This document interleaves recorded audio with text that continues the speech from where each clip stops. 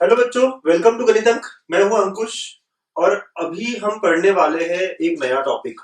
वो है vector product of two vectors. जो बड़ा बड़ा हेडिंग है ना, एकदम सुंदर सा हेडिंग लगा लीजिए। क्या है? Vector product of two vectors. अच्छा, इसको क्रॉस प्रोडक्ट भी कहते हैं। आपको पता है नहीं बात? इसको क्रॉस प्रोडक्ट भी कहा जाता है कि ए डॉट बी, ये डॉट होने के कारण इसे डॉट प्रोडक्ट कहते हैं।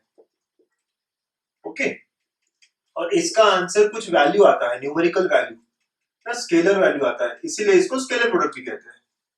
राइट, तो इस स्केलर के कारण इसे स्केलर प्रोडक्ट भी कहते हैं।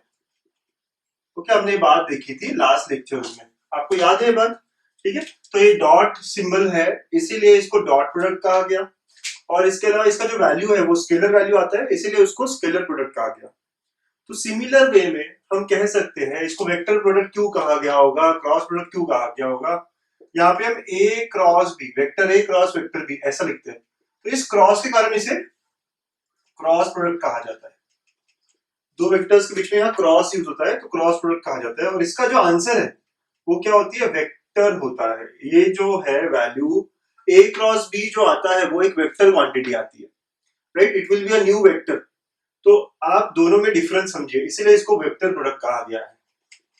ओके, इसीलिए इसको vector product of two vectors कहा गया है। ठीक है, तो आपको ये समझना पड़ेगा अच्छे से कि ए डॉट बी जब करता हूं तो यहाँ आंसर क्या आता था? कुछ 9 10 कुछ वैल्यू आती थी। ठीक है, कोई भी नंबर आता था, तो वो स्केलर वैल्यू थी, इसीलिए स्केलर प्रोडक्ट। जब मैं ए क्रॉस बी करूंगा ना बच्चों, तो ए क्रॉस बी एक नया वेक्टर आएगा। क्या आएगा? It will be a new vector. ठीक है, इसीलिए हमने स्टार्टिंग में ही कहा था जब भी हम दो वेक्टर्स को मल्टीप्लाई करते हैं there are two types of answers. तो दो टाइप्स ऑफ मल्टीप्लिकेशन, एक डॉट और एक क्रॉस। राइट, एक डॉट और एक क्रॉस, इसका आंसर न्यूमेरिकल स्केलर वैल्यू होती है, इसका आंसर एक वेक्टर क्वांटिटी होती है। ठीक है, ओके, तो ये शुरुआत की चीज क्या समझ में आया? सर स्केलर प्रोडक्ट में तो आंसर्स न्यूमेरिकल वैल्यू होते थे, स्केलर वैल्यू होते थे, बट वेक्टर प्रोडक्ट में A cross B is a new vector. है ना, आप अच्छे से नोट बड़े बड़े शब्द में लिख लीजिएगा। क्या लिखना है? A cross B will be a new vector.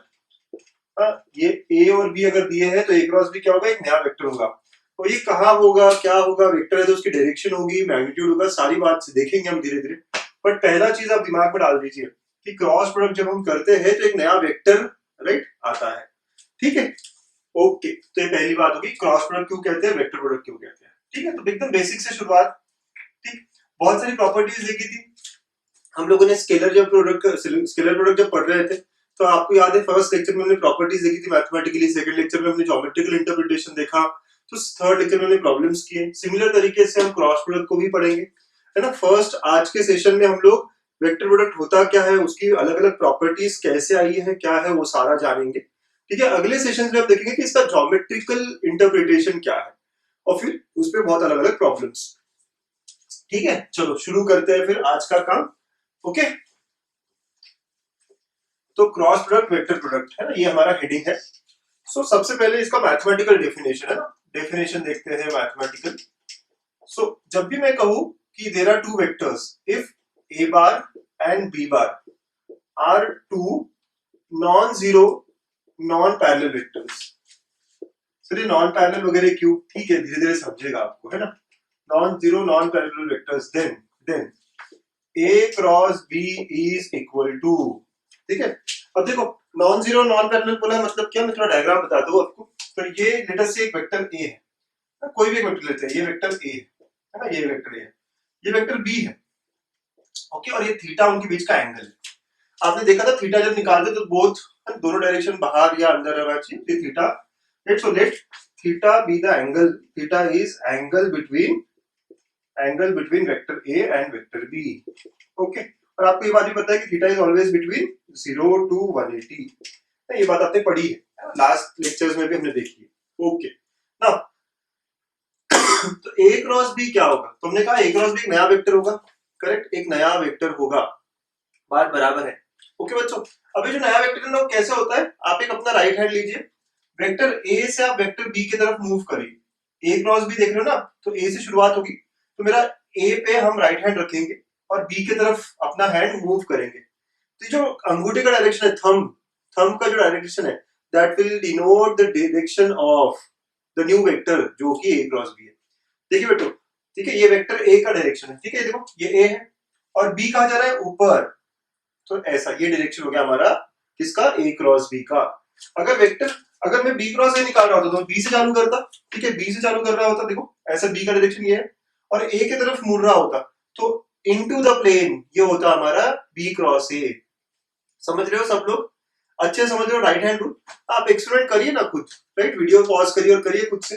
Sir ये a वेक्टर का डायरेक्शन है, करेक्ट, a से b की तरफ आपको मोड़ना है अपने हाथ को, राइट, ये जो हाथ का मूवमेंट है a से b की तरफ, ए से बी की तरफ करोगे तो ये क्या, आउट ऑफ द प्लेन, ये जो प्लेन है, ये जो सरफेस है, बोर्ड है, इससे आउट आ रहा है ना मेरा डायरेक्शन, तो that direction is nothing but direction of A cross B. तो ए क्रॉस बी वेक्टर जो है मैं दिखाऊंगा यहाँ पे, अब यहाँ पे 3D तो नहीं दिखा सकता मैं, तो आउट ऑफ द प्लेन मतलब मैं यहाँ दिखा देता हूँ, ठीक है। So this is a vector A cross b, ये वेक्टर ए क्रॉस बी हो जाएगा। ये कैसा वेक्टर रहेगा, ये ए से भी परपेंडिकुलर रहेगा, बी से भी परपेंडिकुलर रहेगा। आप देखो ना, अगर ये लाइन ऐसी है तो isn't it perpendicular to all the lines of the plane? इस प्लेन पे जितने भी वेक्टर्स होंगे सबसे परपेंडिकुलर होगा वो, ठीक है, तो it is out of the plane, right, ये है a क्रॉस b हमारा, तो ये a क्रॉस b है, तो आप देख सकते हो इससे भी 90 बनाएगा, इससे भी 90 बनाएगा, राइट, क्योंकि ये तो इस प्लेन में है ना, ये जो दोनों वेक्टर्स वो इस प्लेन में है और ये क्या है, परपेंडिकुलर है उस प्लेन को परपेंडिकुलर होना मतलब इन सारे वेक्टर्स को परपेंडिकुलर होना, राइट। तो आपको समझ में क्या आ रहा है सर, यस, तो it will be in the direction, तो कहने से यहाँ पे थोड़ा नोट वगैरह बना के, a cross b will be is a vector perpendicular to both a and vector b, ठीक है। तो देखो हम लोग डिफाइन कर रहे हैं a क्रॉस b को, सब लोग अच्छे से समझिएगा। a क्रॉस b कैसा वेक्टर रहेगा, वेक्टर a से भी परपेंडिकुलर, b से भी परपेंडिकुलर, तो a और b दोनों से परपेंडिकुलर होने वाला vector is a cross b।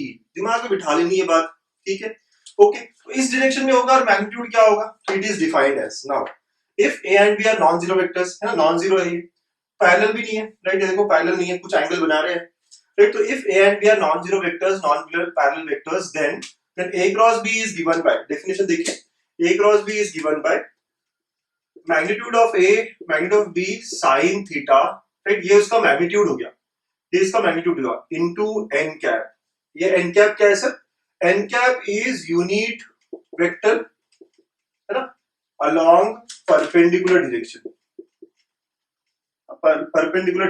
along perpendicular direction to a and b both, perpendicular direction to vector a and vector b both, right, okay। तो देखो आपको मतलब n कैप क्या हुआ सर, आपको समझ में आ रहा है फिगर में, n कैप मतलब इसके along यूनिट वेक्टर, इसी perpendicular out of the plane या इनटू द प्लेन, इसके along यूनिट वेक्टर। अच्छा यूनिट वेक्टर क्यों लिया, देखो a क्रॉस b का जो भी मैग्नीट्यूड होगा, जो भी मैग्नीट्यूड लेटर से 10 हुआ, तो आपको इस डायरेक्शन में 10 चाहिए, तो कहने से it will B 10 n cap, yes, है ना। n कैप क्या है, जो अगर मेरे ये दो वेक्टर्स है तो आउट ऑफ द प्लेन जाने वाला या इनटू द प्लेन जाने वाला वेक्टर, ठीक है, यूनिट वेक्टर। तो n कैप हमें सिर्फ डायरेक्शन दे रहा है कि इस डायरेक्शन में होना चाहिए, इस डायरेक्शन में होना चाहिए। अब इस डायरेक्शन में कितना बड़ा होना चाहिए, तो मैग्नीट्यूड ये है, राइट, तो a क्रॉस b का मैग्नीट्यूड क्या है, ये है, ठीक है। यहाँ से कुछ कुछ बातें जो हम नोट करें ना, बहुत अच्छी अच्छी बातें है ना, यहीं पे नोट कर रहे हैं। तो पहली बात आपने ये नोट की कि a cross b is a vector perpendicular to both a and b, right, theta के बारे में बात की। Third I can say magnitude of a cross b, magnitude of a cross b is nothing but magnitude of a magnitude of b sin theta, right. Sir dot में तो a b cos theta ही होता था, तो वहां पे vector नहीं था ना, यहाँ पे क्या है, a b sin theta into n cap. n cap मतलब आपको एक वेक्टर दे रहा है जो कि परपेंडिकुलर डायरेक्शन में है a और b दोनों के, ओके।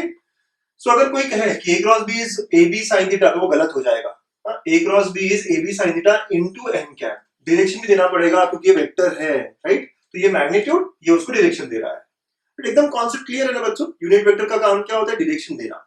तो ये है हमारा definition of vector a cross b। तो a cross b is a new vector which is perpendicular to both a and b. It is given as magnitude of a magnitude of b sin theta into n cap. Okay, अगर आप बोलो वे theta क्या है sir, theta is angle between a and b, ठीक है, ये theta होता है। और a क्रॉस b का मैग्नीट्यूड अगर कोई पूछेगा आपको मैग्नीट्यूड, तो that will be nothing but this part, ठीक है, तो a b sin theta, right, a b sin theta magnitude of a magnitude of b sin theta, एकदम बढ़िया, क्लियर, ओके, बहुत अच्छी बात। तो ये हमारा बेसिक डेफिनेशन हो गया, लिख लीजिएगा। क्लैरिटी के साथ सारी चीजें करनी चाहिए, है ना, एकदम क्लियरली समझ समझ के करना चाहिए सारा चीज। तो ये हमारा फर्स्ट टास्क हुआ, ठीक है। डिफाइन कर दिया हमने वेक्टर ए क्रॉस बी को, राइट। तो vector A cross b perpendicular to both a and b out of the plane into the plane, है ना, ऐसा कुछ होगा अगर हमारे दोनों वेक्टर्स इसी प्लेन पे है। चलिए अब बात करते हैं कुछ प्रॉपर्टीज की, है ना। बहुत सारी प्रॉपर्टीज इकट्ठा करेंगे, जैसे स्केलर प्रोडक्ट के लिए किया था, और उसी में मजा आता है, ठीक है, उसी में मजा आता है। फिर एग्जाम्पल्स बहुत सिंपल बन जाते हैं हमारे लिए। एक बार प्रॉपर्टीज हमने लिख ली कि एग्जाम्पल सिंपल, तो हेडिंग है प्रॉपर्टीज ऑफ वेक्टर प्रोडक्ट और क्रॉस प्रोडक्ट, ठीक है। तो प्रॉपर्टीज ऑफ वेक्टर प्रोडक्ट, ठीक, ये है प्रॉपर्टीज ऑफ वेक्टर प्रोडक्ट। तो फर्स्ट प्रॉपर्टी, पहली प्रॉपर्टी है कि it is not commutative. It is not commutative. आपने देखा था डॉट प्रोडक्ट कम्यूटेटिव था, मतलब यहाँ पे बोला गया है A cross B is not equal to B cross A. क्यों सर, ऐसा क्या हो जाएगा? चलिए फिगर में ही देखते हैं हम लोग, आपको बहुत सिंपली समझ जाएगा। अगर ये ए वेक्टर है और ये बी वेक्टर है, राइट, तो ए क्रॉस और ये थीटा है उनके बीच में, तो आपको पता है ए क्रॉस बी कहा जाएगा, yes. So a cross B will be out of the plane, है ना। राइट हैंडेड सिस्टम से आपने ए क्रॉस बी इस डायरेक्शन में जाएगा, ओके। लेकिन अगर आपको बी क्रॉस ए पूछा जाए, इसी में देखो आप, है ना, यही ए वेक्टर है, यही बी वेक्टर है, राइट। बी क्रॉस ए पूछा जाए, यही थीटा है इनके बीच में, मैग्नीट्यूड तो कोई फर्क नहीं पड़ेगा, मैग्नीट्यूड सेम आएगा, ठीक है। बट क्या होगा, डायरेक्शन देखो, ए क्रॉस बी कर रहा था तो direction out of the plane आ रहा था, डायरेक्शन क्या था, आउट ऑफ द प्लेन आ रहा था। बट बी क्रॉस ए करूंगा तो डायरेक्शन क्या होगा, into the plane, direction opposite है ना, राइट। इनटू द प्लेन कैसे दिखाओगे सर आप, तो इनटू द प्लेन, ये आउट ऑफ द प्लेन है, तो इनटू द प्लेन का डायरेक्शन क्या होगा, opposite, right. So this is b cross a. आप देख रहे हो डायरेक्शन, देखो आउट ऑफ द प्लेन ऊपर जा रहा है डायरेक्शन या नीचे जा रहा है, right. Out of the plane into the plane, direction opposite है, right. So since direction is opposite, can I say, so can I say sir, yes, A cross B is minus of B cross A? क्या कहते हो? Yes, this is true, this is really true, right, एकदम correct है sir ये। क्यों? Magnitude तो दोनों का सेम रहेगा, right. A magnitude, B magnitude, sine theta, angle सब चीजें सेम है, only difference will be in direction, right. तो एक आउट ऑफ द प्लेन आ रहा है तो एक इनटू द प्लेन आ रहा है।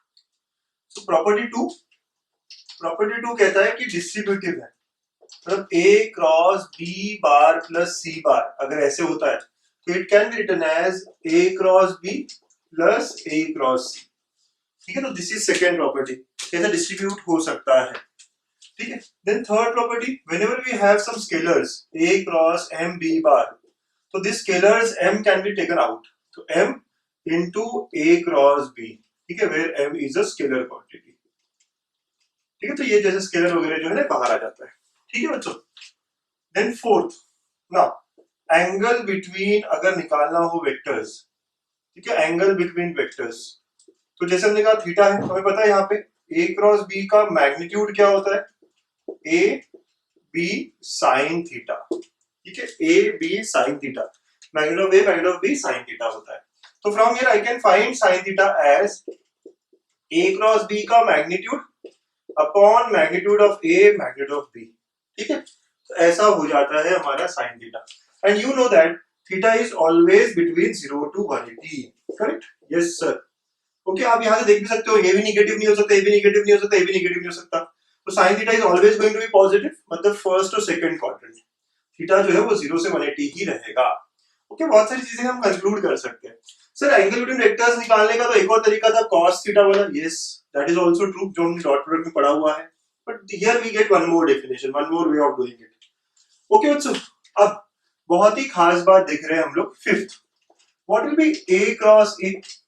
अगर मुझे a क्रॉस a निकालना हो तो क्या होगा a क्रॉस a, चलिए पता करें। तो a क्रॉस a क्या होगा sir, magnitude of a, again magnitude of a, sine of angle, अब a का अलोंग इटसेल्फ एंगल कितना होगा, 0 into n cap, understood, okay. देखो वेक्टर a है और उसी के साथ क्रॉस, मतलब एंगल कितना हुआ, 0 हुआ ना, तो थीटा जो है वो 0 हो गया, so therefore अब ये साइन 0 के कारण ये पूरा 0 हो जाएगा, यस।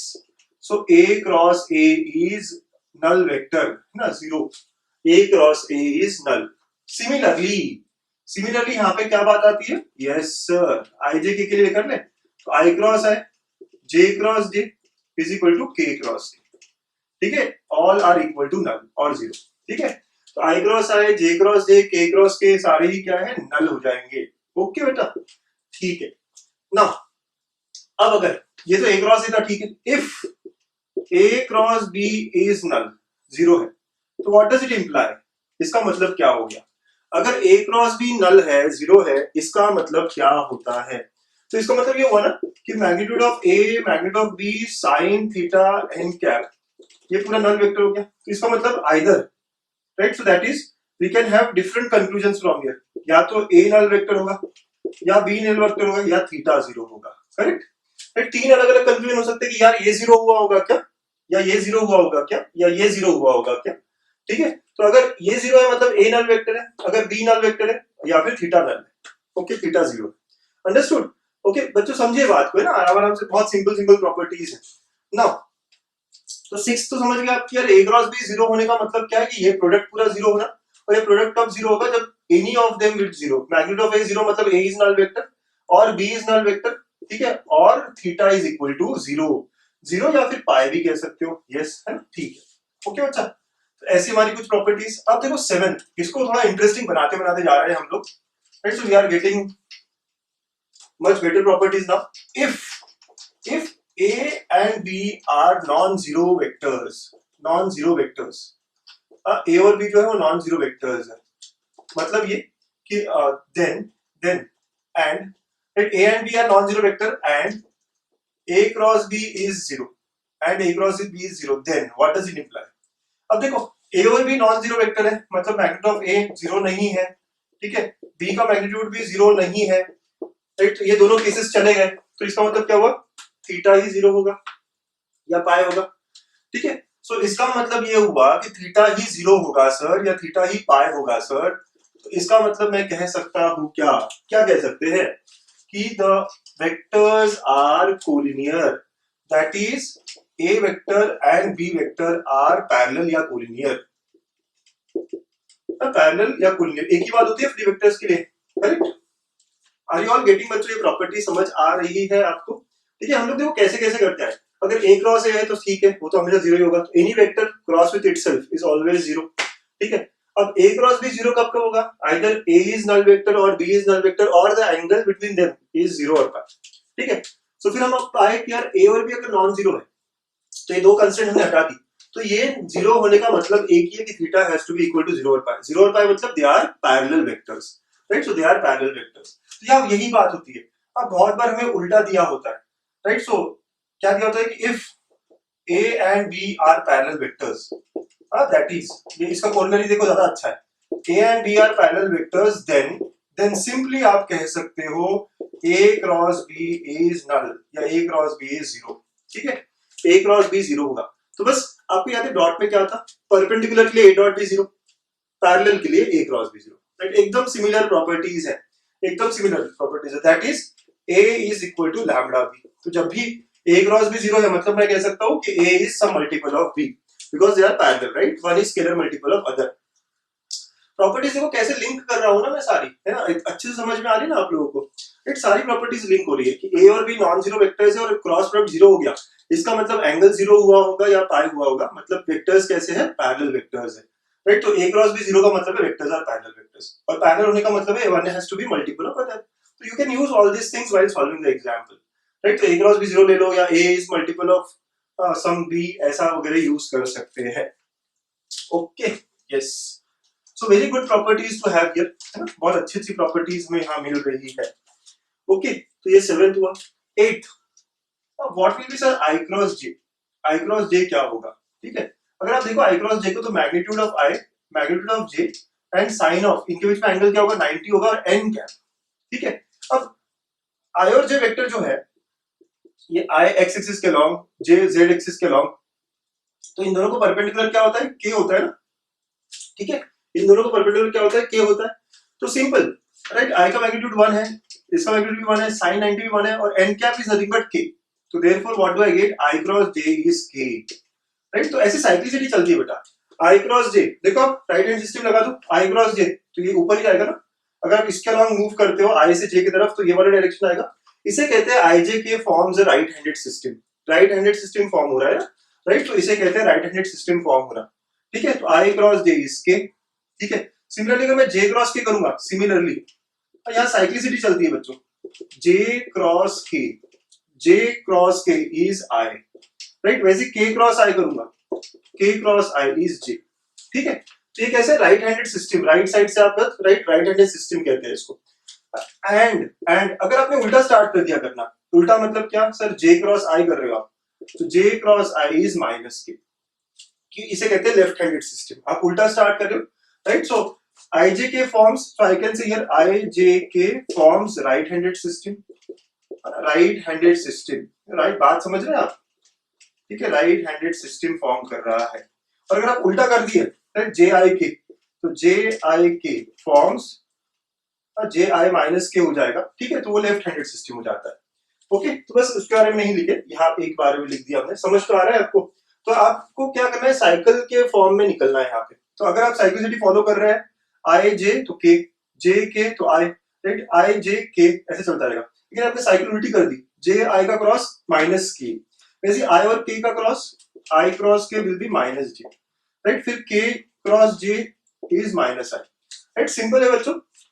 ओके, आपको देखना है कि एंटी क्लॉकवाइज अगर चल रहा हो, तो सब बढ़िया, आई जे के, राइट, एक साइकिल में चल रहा है तो बढ़िया बात है।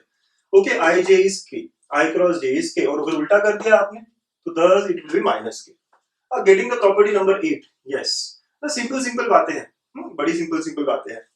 अब प्लीज नोट करिएगा बच्चों। Next property, if A is written as A1I plus B1J plus C1K, component के टर्म्स में लिखा, and B vector is A2I plus B2J plus C2K। तो A क्रॉस B जो है ना, A क्रॉस B, जब हम सॉल्व करेंगे A और B को, तो हम कैसे ये वेक्टर क्रॉस ये वेक्टर करेंगे और सारा चीज कर लेंगे, राइट। तो the answer is equivalent to solving the determinant formed as IJK, ठीक है, IJK कंपोनेंट्स इनके। तो A के कंपोनेंट यहाँ आएंगे A1 B1 C1 and A2 B2 C2, ठीक है। तो A cross B is equal to, ठीक है, I ऑफ JK, फिर A के कंपोनेंट और फिर B के कंपोनेंट्स, ठीक है। तो ये सॉल्व होके हमारा, ठीक है, वेक्टर आ जाएगा। और अगर A क्रॉस B का मैग्नीट्यूड निकालना हो हमें, तो वही सारी चीजें आप देख रहे हो। A क्रॉस B अगर सॉल्व करते हो आप आगे, चलो मैं करता हूँ यहाँ थोड़ा सा। डिटरमिनेंट है, जब आप सॉल्व करोगे तो ये क्या होगा, it will B B1 C2 minus B2 C1, right, I ऐसे आएगा। आपको डिटरमिनेंट सॉल्व करना आता है। माइनस जे, जे के साथ क्या आएगा, A1 C2 minus C1 A2 और प्लस के के साथ क्या आ जाएगा, तो A1 B2 minus B1 A2, and you know the magnitude will be now. तो अगर मुझे कहा जाए कि A क्रॉस B का मैग्नीट्यूड क्या है, तो रूट ओवर I का component which is B1 C2 minus B2 C1 का square, right, plus A1 C2 minus C1 A2 का square and plus, okay, A1 B2 minus B1 A2 का square, ठीक है। तो ये आ जाएगा हमारा A क्रॉस B का मैग्नीट्यूड, ठीक है। तो नाइन्थ का ये फर्स्ट पार्ट ले लेते हैं। ओके, नाइन्थ प्रॉपर्टी में फर्स्ट पार्ट की कंपोनेंट में दिया है तो क्या होता है, तो A क्रॉस B सिमिलर, बहुत ही आराम से सिंपली हम कहते हैं IJK एंड कंपोनेंट्स, और after solving this we will get like this. Second इसी का, अगर मुझे एंगल बोला जाए तो साइन थीटा क्या होता है, sine theta is A cross B upon magnitude of A magnitude of B, ठीक है। A क्रॉस B का मैग्नीट्यूड, मैग्नीट्यूड ऑफ B, तो कहने से A क्रॉस B का मैग्नीट्यूड मतलब ये, अब ये इतना लिखने से अच्छा मैं इसको लिखता हूँ, देखिए, रूट ओवर समेशन ऑफ, है ना, समेशन ऑफ मतलब तीन टर्म्स प्लस में है, ठीक है, और फिर पहला टर्म लिख लेता हूँ, that is B1 C2 minus C1 B2 का स्क्वायर। तो इसका मतलब तो समझ जाते हैं आप कि ये तीन टर्म्स है, ठीक है। Divide by magnitude of A क्या होगा, can I write that as summation of A1 square, ठीक है। मतलब क्या, मैग्नीट्यूड ऑफ A तो निकालना आता है ना, root over A1 square plus B1 square plus C1 square into root over summation of A2 square, ठीक है। तो ऐसा हमारा ये आ जाएगा साइन थीटा का फॉर्मूला, ठीक है। Sine theta which is angle between the two vectors, अगर कंपोनेंट के फॉर्म में लिखा है तो this is how we get, ठीक। cos थीटा हमने ऑलरेडी निकाल के रखा हुआ है, आपको याद है, इसी का अगर cos थीटा निकालना था तो आपको याद है ना, करा हुआ है डॉट प्रोडक्ट में, A1 A2 B1 B2 plus C1 C2 divide by root over, यही था, root over summation of, correct, यही बात की जो हम देख रहे हैं, magnitude of A magnitude of B, यही तो था, करेक्ट है ना। तो root of summation of A1 square and into root of summation of A2 square, ठीक है। तो ये हमारा cos थीटा था। So cos theta sin theta ये सब देखा हुआ है हम लोगों ने, राइट। तो किसी ने अगर tan थीटा भी पूछ लिया तो हमें आना चाहिए tan थीटा क्या होता है, sin बाय cos होता है, राइट। तो we can get all the things, अगर मैं लिखना चाहूं यहाँ पे तो tan theta will be equal to sir sin by cos, sin theta by cos theta.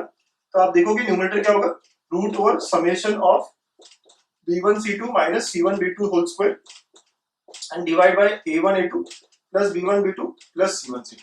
पूछ सकते हैं ना क्वेश्चंस ऑब्जेक्टिव में कैसे भी आ सकते हैं, तो sine theta cos theta tan theta सबके साथ रेडी रहना चाहिए हमको।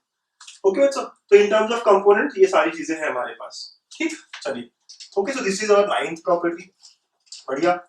अब नेक्स्ट बड़ी खास प्रॉपर्टीज बची है, right.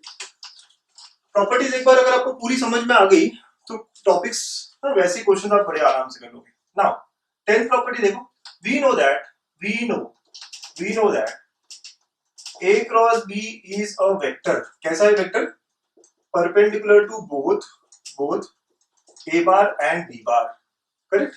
a cross b is nothing but a vector perpendicular to both a bar and b bar. तो यही से चालू करते हैं। देयरफॉर सो कभी हमें क्वेश्चन मिल जाएगा कि find a vector which is perpendicular to both a bar and b bar. So हम पहला पॉइंट लिख रहे हैं, a vector perpendicular to both vector a and vector b is given by can I say it will be some lambda times a cross b, है ना। Magnitude हमें पता नहीं है तो I can say some lambda times, but इसी के नाम रहेगा, right. So a vector which is perpendicular to both a bar and b bar, right. दोनों से परपेंडिकुलर वेक्टर जो होगा वो ऐसे ही होगा ना, बच्चों समझ में आ रहा है ना। जो दोनों से परपेंडिकुलर होगा वो आउट ऑफ द प्लेन या इनटू द प्लेन होगा, तो lambda times a cross b। हाँ, अगर मुझे यूनिट वेक्टर पूछ लिया जाए तो वो इजी हो जाता है हमारे लिए। Unit vector perpendicular to both, ठीक है, unit vector perpendicular to both vector A and vector b is given by, unit vector बोला बेटा तो वो क्या होगा, उसको हम एन कैप ही लिखते हैं, right. Unit vector perpendicular to both a cap and b cap is n cap, अभी तक हम वही पढ़ रहे हैं। वो क्या हो जाएगा sir, I can say vector A cross B divide by its magnitude, right. And it can be plus minus, क्यों, direction can be out of the board or into the board. Sir lambda वगैरह तो cut हो जाएगा ना, ऊपर नीचे lambda आके cut हो जाएगा।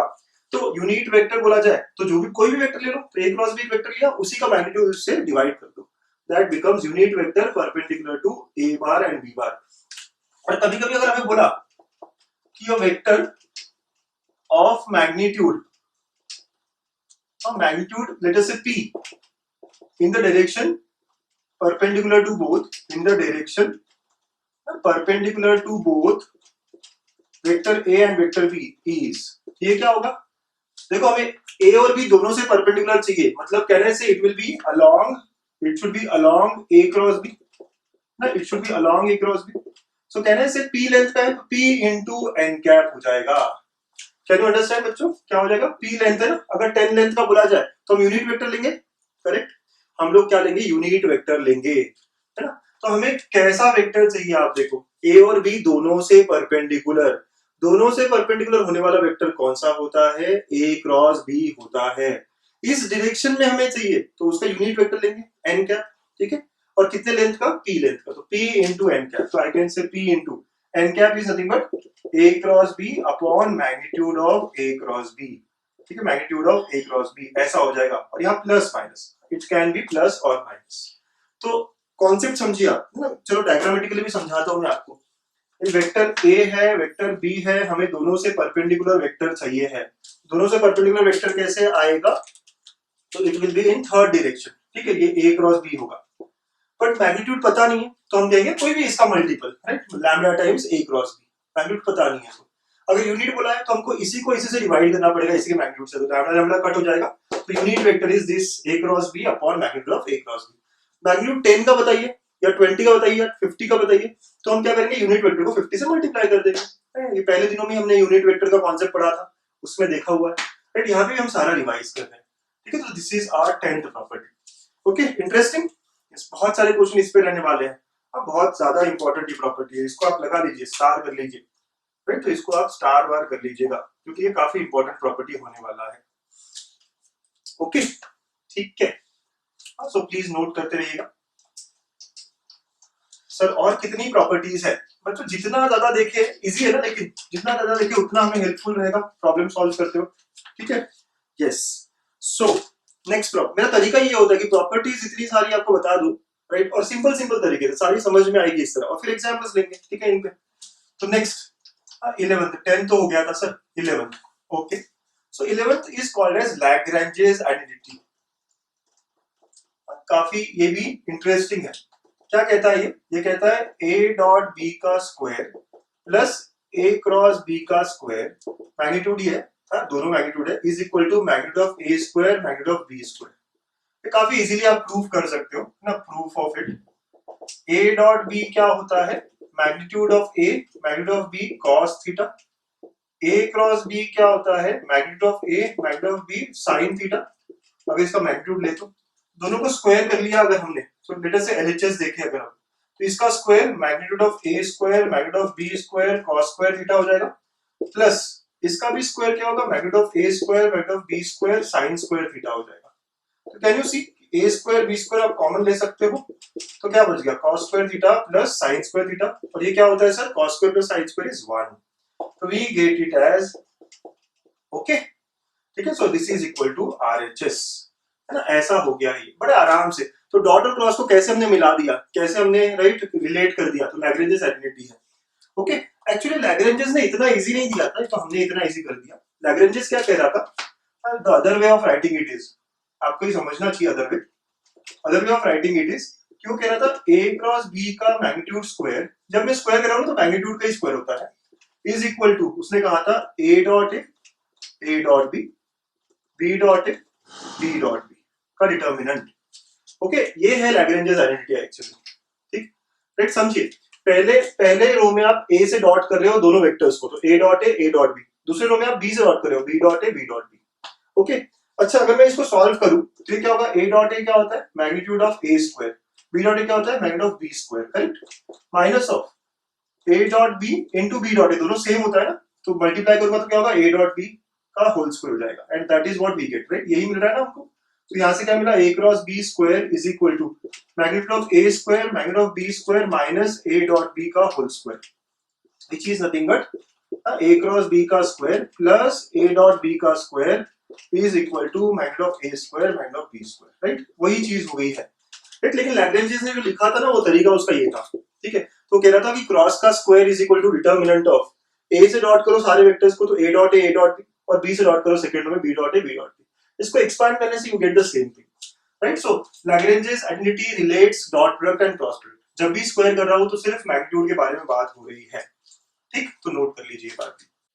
सो एग्जांपल्स देखते हैं दोनों। तो फर्स्ट एग्जांपल है a unit vector perpendicular to this two vectors. तो हमें पता है कि अगर हम इसको a वेक्टर कहे, इसको b वेक्टर कहे, दोनों को परपेंडिकुलर वेक्टर कौन सा होता है बेटा, दोनों को perpendicular vector, we know a cross b is perpendicular to both a and perpendicular to b, correct है ना, यही कॉन्सेप्ट है ना, a क्रॉस b, और यूनिट वेक्टर बोला जाए तो हम क्या करेंगे, उसी के मैग्नीट्यूड को उसी से डिवाइड कर देंगे, करेक्ट बात है। ओके, तो बेसिकली बात ये है कि यूनिट वेक्टर परपेंडिकुलर टू दोनों वेक्टर्स, तो हमें क्या निकालना है, क्रॉस प्रोडक्ट निकालना है सर, सही बात, यस। तो अब मुझे क्रॉस प्रोडक्ट निकालना है, तो आपने सीखा है ना क्रॉस प्रोडक्ट निकालते कैसे, आई जे के और कंपोनेंट्स, पहले वेक्टर के कंपोनेंट्स क्या हुए, 2 3 4, और सेकंड के आई का कुछ नहीं है सर, जे का 3 है और के का 2 है।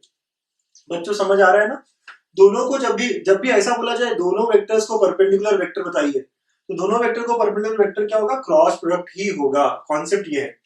अब ये सॉल्व करेंगे, देखिए आई के साथ क्या आएगा, 3 into 2 6 माइनस 12, करेक्ट, फिर माइनस जे, जे के साथ देखिए क्या आएगा, 4 माइनस 0, तो 4 माइनस 0, और के साथ क्या आएगा, तो के के साथ देखेंगे 6 माइनस 0, तो what do I get here is minus 6i minus 4j plus 6k, ठीक है, ऐसा मिल जाता है हमको, ठीक है। तो a क्रॉस b जो है वो इस तरह मिला हमें।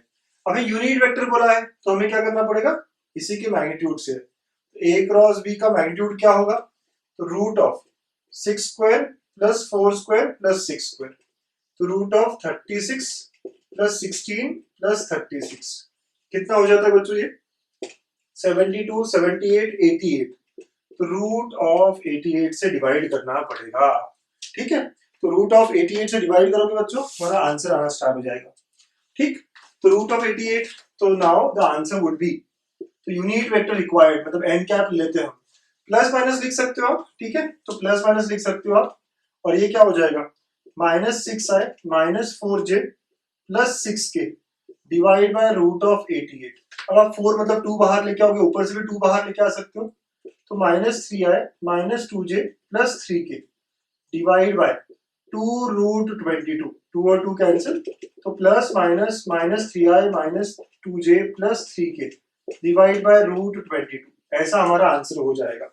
ठीक है, दिस इज हमारा आंसर वुड बी। तो ऑप्शन में आपके जो भी रहेगा, राइट, तो या तो ये प्लस अगर लिया तो ऐसे कुछ आएगा, माइनस अगर लिया तो कुछ, समझ रहे हो ना आप क्या हो सकते हैं। तो we can have two answers here.